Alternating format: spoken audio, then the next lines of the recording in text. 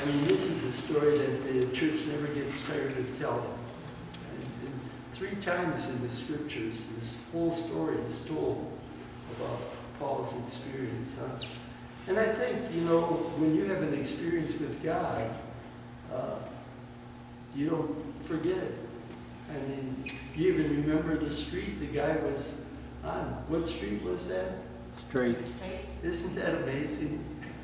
You know, sometimes you forget a few details, and sometimes you remember or recall others, but you always remember it. I mean, it marks you for life. I was thinking about this, for example, as I looked at Joel Osnovich back here, I was thinking, you know, I've never forgotten Joe from high school. Amazing, you know, this tall, lanky young kid who was in the 9th grade. I mean, it was wonderful to remember. Or Mary Lynn, here, she's got a camera going wild here. But she, I'm sure she will never forget the time that you went into the Holy Land.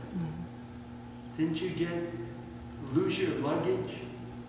Oh, and going into from Jordan into the West Bank, yes. Never forget those things, you know? I mean, they're there, they mark you. When I was 6, my sister died. I mean, it's an event that has always been a part of my life. But, you know, I think about my father, because after my sister died, he always wore a black tie. I never ever saw him throughout his life in a suit without a black tie.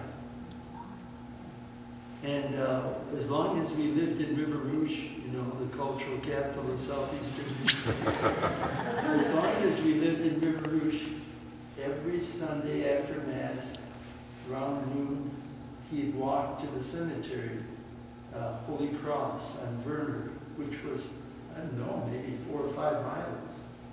He'd walk to the grave. I mean, and this is what happens to Paul. He knows there's a God. I mean, he knows there's a God. However God reveals himself to us, he knows it. And we know it. And we never forget it. And it changes the way we begin to live, you know. Sometimes it can be a sickness. Sometimes it can be a death. Sometimes it can be a tough time in our lives.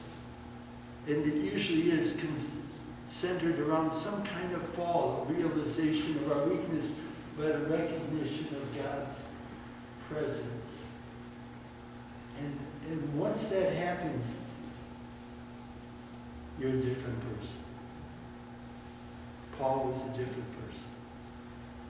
He has this experience where he knows now where to find God in his people. The very people that he was putting to death and throwing into prison. Now, it changes his way of looking at people. And that's what happens to us. God is present when we change our way of looking at our life and the life of others.